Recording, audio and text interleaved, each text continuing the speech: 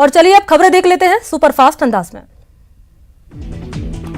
CM Ashok Gehlot ने CMR से video conferencing के जरिए कई योजनाओं का लोकार्पण शिलान्यास किया है और इस दौरान भीलवाड़ा, चूरू, राजसमंद और उदयपुर जिलों में कार्यक्रम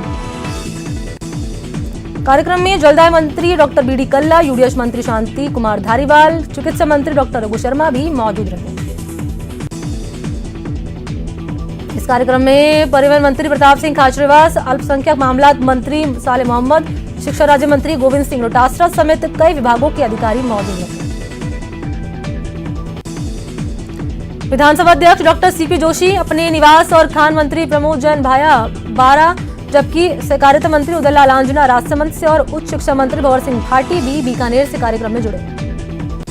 जयपुर के कोट खाबदा में कांग्रेस की किसान महापंचायत हुई है। महापंचायत में पूर्व डिप्टी सीएम सचिन पायलट ने केंद्र सरकार पर जमकर निशाना साधा और कृषि कानून को वापस लेने की मांग उन्होंने की।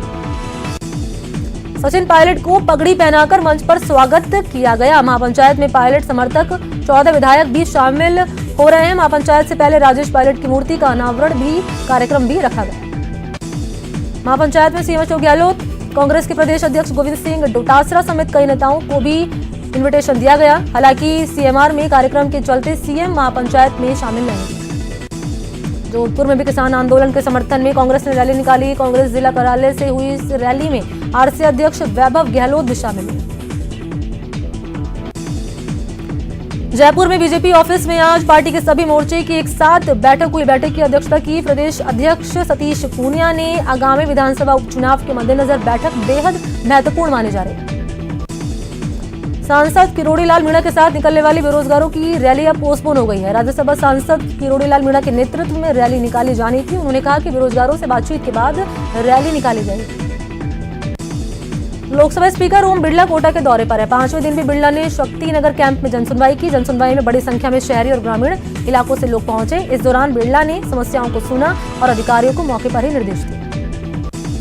केंद्रीय जल शक्ति मंत्री गजेंद्र सिंह शेखावत का एक दिवसीय दौरे पर वो अपने गृहनगर जोधपुर पहुंचे। एयरपोर्ट पर बीजेपी के कार्यकर्ताओं ने उनका स्वागत भी किया। एयरपोर्ट से शेखावत सीधे फलौदी के लिए रवाना हो गए। ख्वाजा के दर आज पूर्व सीएम वसुंधरा राजे की चादर पेश की जाएगी। शाम 4 बजे दरगाह शरीफ पर यह चादर पेश होगी। अजमेर में ख्वाजा के दर पर आज लोकसभा अध्यक्ष ओम बिरला की चादर भी पेश की जाएगी। देश में अमन, चैन, खुशहाली, समृद्धि की कामना के साथ स्पीकर बिरला की चादर ख्वाजा मोइनुद्दीन चिश्ती की दरगाह पर पेश होगी। गहलोत सरकार ने पुलिस महकमे में बड़ा फेरबदल किया। राज्य सरकार ने 48 अतिरिक्त पुलिस अधीक्षक की ट्रांसफर कर दिए। गृह विभाग ने 18 फरवरी की देर रात को आदेश जारी कर दिए। श्रीगंगानगर में एक बार फिर से पेट्रोल 33 पैसे, डीजल 36 पैसे महंगा हो गया। जिले में ऑर्डिनरी पेट्रोल के दाम बढ़कर हो गए हैं 100 रुपए 82 पैसे। प्रीमियम पेट्रोल के दाम बढ़कर हो गए 103 रुपए 59 पैसे। ऑर्डिनरी डीजल 92 रुपए 83 पैसे, जबकि टर्बो डीजल की कीमत हो गई है 96 रुपए 50 पैसे। जयपुर के अटेली सेक्शन के मिर्जापुर बचोड़ पर एक मालगाड़ी ट्रैक से उतर गई। मालगाड़ी के डिरेल होने से रेल मार्ग को बंद कर दिया गया। बीकानेर के खाजूवाला में बीती रात बदमाशों ने पहले तो वार्ड पंच के घर पे फायरिंग की और फिर धमकी देकर फरार हो गए। गनीमत रही कि गोली किसी को नहीं लगी।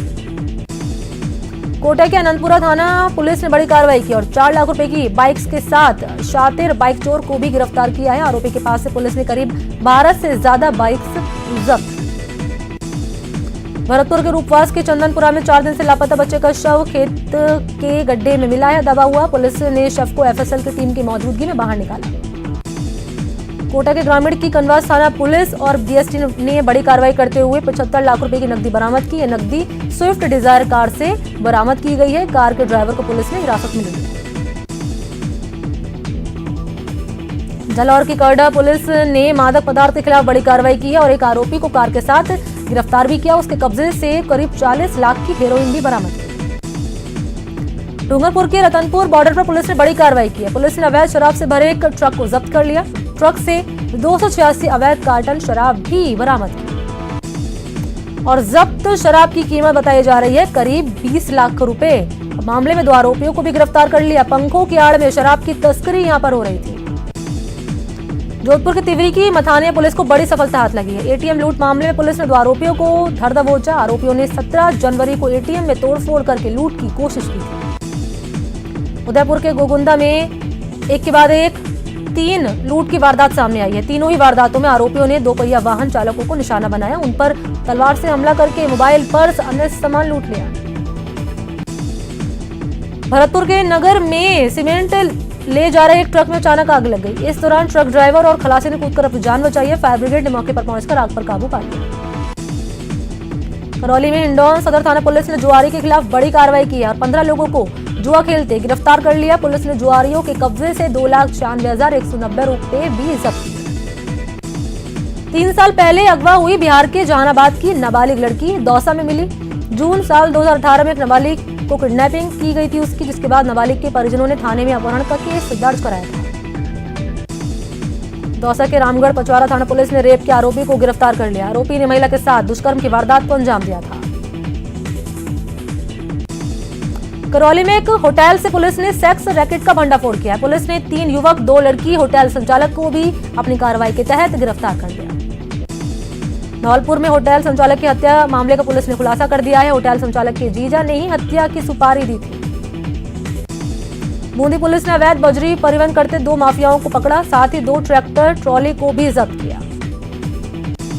कोटा पुलिस ने एक्सीडेंट का बहाना बनाकर धमकी देकर रुपए छीनने वाले 2 शातिर बदमाशों को गिरफ्तार किया। बदमाशों के पास से चोरी के बाइक्स भी बरामद हुई।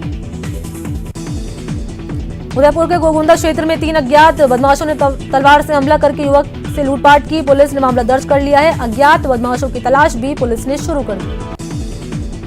बूंदी की इंद्रगढ़ पुलिस ने एक बाइक चोर को गिरफ्तार कर लिया। आरोपी के पास से चोरी की बाइक भी मिली है। बीकानेर के लून करड़सर में कार और हरियाणा रोडवेज बस में टक्कर हो गई। टक्कर में कार के आगे का हिस्सा पूरी तरह से क्षतिग्रस्त हो गया। कार में सवार 4 लोगों को चोट आई।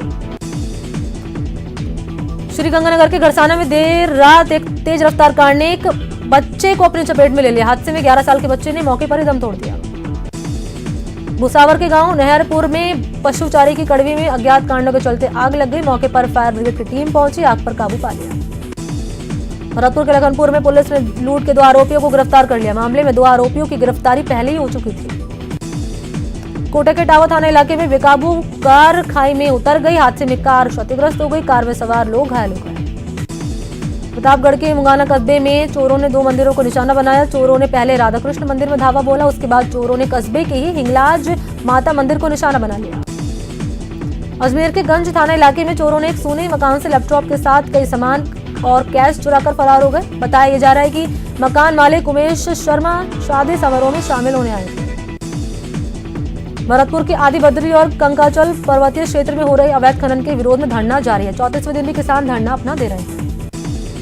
राज्य कर्मचारी संयुक्त महासंघ ने अपनी 11 सूत्री मांगों को लेकर बीकानेर के पीबीएम अधीक्षक को ज्ञापन दिया है। उन्होंने नर्सेस के रहने के लिए आवास की सुविधा, स्टाफ के लिए पार्किंग व्यवस्था, नर्सेस को स्थायी करने की मांग की। डूंगरपुर के साबेला बाईपास पर 1.5 महीने पहले युवक का शव मिलने के मामले का पुलिस खुलासा अभी तक नहीं कर पाई।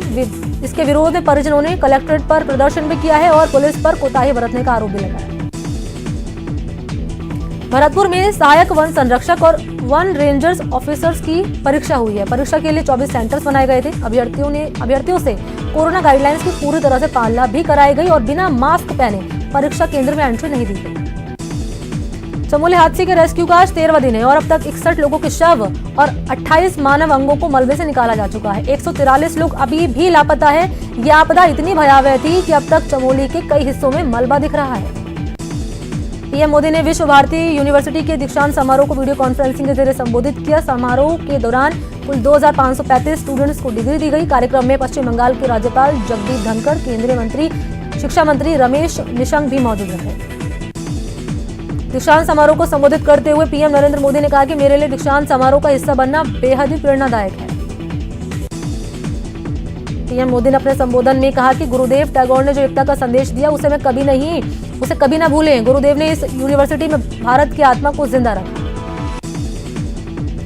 पीएम मोदी ने यह भी कहा कि गुरुदेव टैगोर के लिए विश्व भारती सिर्फ ज्ञान परोसने वाली संस्था नहीं थी, ये प्रयास है जिसके जरिए भारतीय संस्कृति को शीर्ष पर पहुंचाने की भावना है। भारत ऑस्ट्रेलिया सर्कुलर हैकाथॉन में बोले पीएम मोदी, भारत ने युवाओं पर भरोसा जताया है। पीएम ने कहा कि नई तकनीक से युवा बदल सकते हैं। कोरोना के बाद की दुनिया बदल सकती है। बंगाल दौरे के दूसरे दिन अमित शाह ने नेशनल लाइब्रेरी में शहीदों को श्रद्धांजलि दी। दौरे के पहले दिन परगना में शाह ने परिवर्तन रैली को हरी झंडी दिखाई थी। योग गुरु बाबा रामदेव ने कोरोना की नई दवा लॉन्च की है। पतंजलि का दावा है कि नई दवा साक्ष्यों पर आधारित है। नई दवा की लॉन्चिंग के मौके पर केंद्रीय स्वास्थ्य मंत्री डॉक्टर हर्षवर्धन, केंद्रीय मंत्री नितिन गडकरी भी उनके साथ मौजूद रहे। बाबा रामदेव ने कहा कि हेल्थ के क्षेत्र में भारत आत्मनिर्भर और ग्लोबल लीडर बन रहा है। योग और आयुर्वेद को हम वैज्ञानिक प्रमाणिकता के साथ स्थापित करने की कोशिश कर रहे हैं।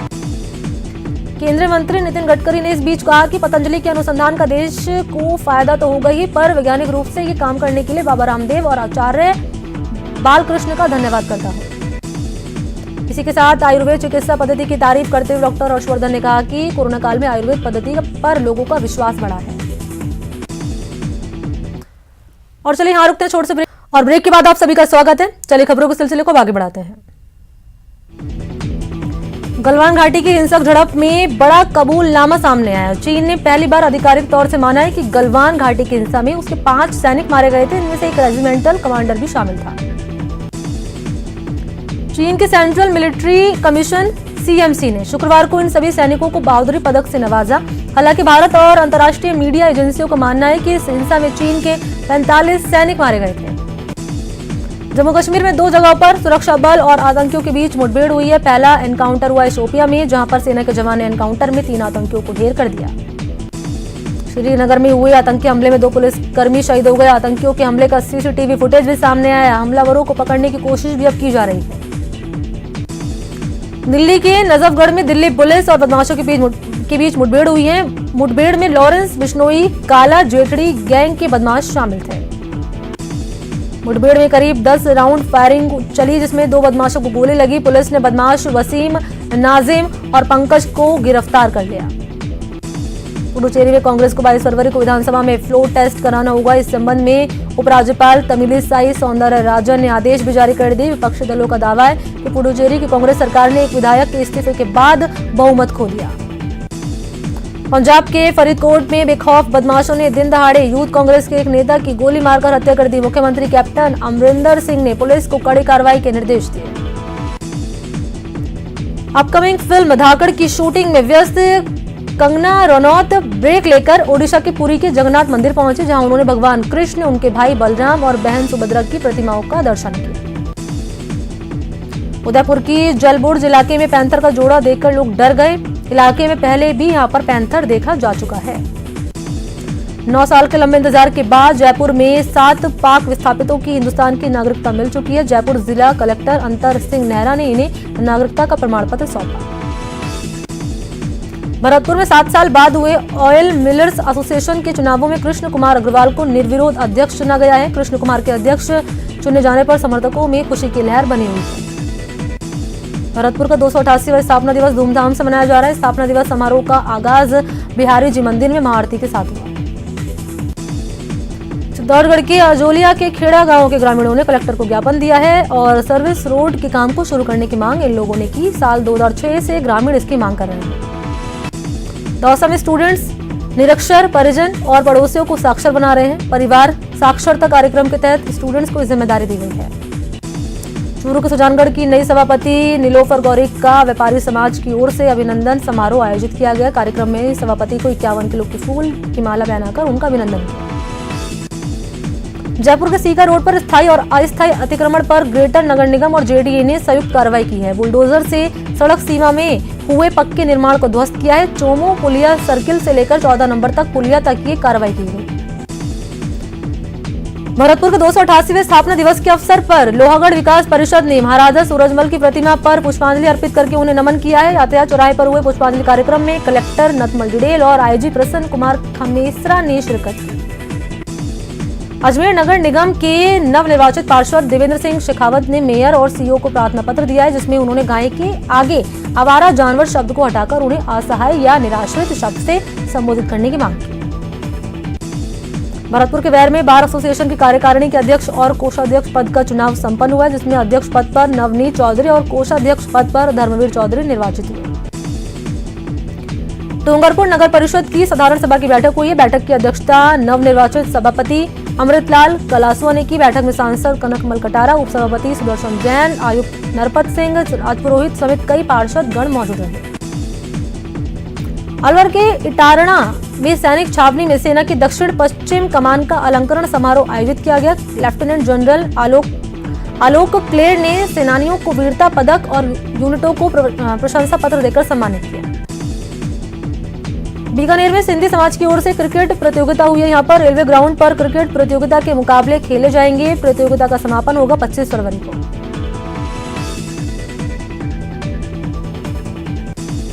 इंडियन प्रीमियर लीग के होने वाले क्रिकेट मैच में फिर से भरतपुर का लाल भी क्रिकेट का जलवा दिखाएगा। भरतपुर के आकाश सिंह को राजस्थान रॉयल्स ने 20 लाख रुपए में खरीद लिया। इससे पहले भी हुए आईपीएल में आकाश सिंह खेल चुके हैं। अभिनेता अक्षय कुमार ने 24 से 27 फरवरी तक होने वाले मरु महोत्सव में शामिल होने की अपील की है। उन्होंने वीडियो जारी करके सबसे गीतों और रेतीले टीलों का आनंद लेने की अपील की। देश भर में 24 घंटे में कोरोना के मामले आए हैं 13,193। इसके अलावा कोरोना से 97 लोगों की मौत भी हो गई है। बीते दिन 10,896 लोग ठीक भी हो गए हैं। देश में कोरोना के कुल मामले बढ़कर हो गए हैं 1,09,63,394। कुल 1,54,111 लोगों की जान जा चुकी है। महाराष्ट्र में गुरुवार को कोरोना के 5,427 केस सामने आए हैं। राज्य के 8 जिलों में कोरोना वायरस के नए मामले मिले।